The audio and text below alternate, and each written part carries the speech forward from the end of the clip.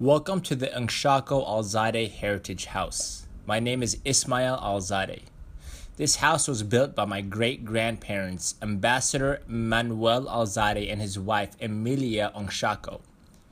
It was their country home, but it was also the base from which they managed their 600-hectare hacienda. The house was donated in the 1990s to the Catholic Diocese of San Jose by my granduncle, Dr. Antonio Alzade. Today it gives the visitor a little window through which to view the haciendero lifestyle.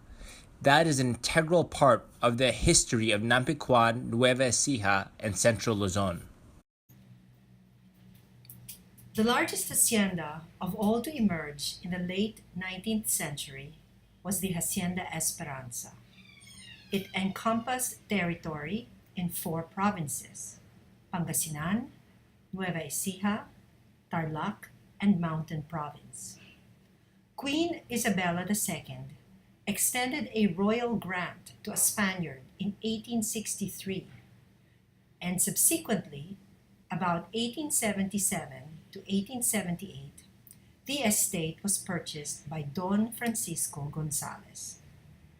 Later, divisions among heirs and the sale of portions of the estate brought about the fragmentation of the Hacienda Esperanza into several daughter haciendas.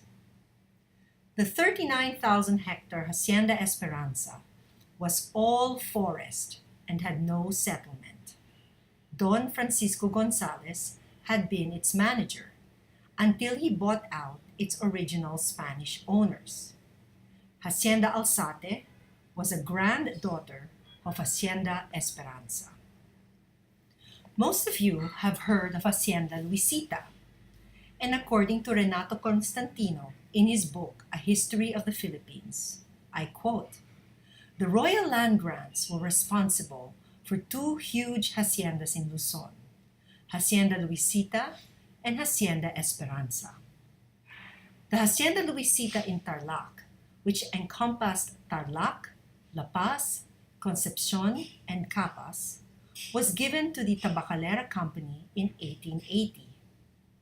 The Hacienda Esperanza was given to a Spaniard in 1863. The Chinese mestizos acquired many of the smaller haciendas, and by the 20th century had practically replaced the Spaniards as big hacenderos." End of quote. In 1893, Hacienda number 3 of the Hacienda Esperanza, which included Nampiquan, was sold to Marcelino de Santos and Lucio Ngshaco. It was some time after, during the American period, that the De Santos Ngshaco Lim Corporation of Manila was formed. According to a Supreme Court document from March 1925, Marcelino's portion of Hacienda Esperanza was about 15,700 hectares. Marcelino de Santos was married to Irene Ngshaco, the sister of Lucio Ngshaco. So Marcelino and Lucio, the brothers-in-law, were the majority owners. Lim was their hacienda manager and had a smaller ownership stake. While this house and former hacienda on which it sat was referred to as Alzate, it was really the inheritance of Emilia Ngshaco from her father, Lucio.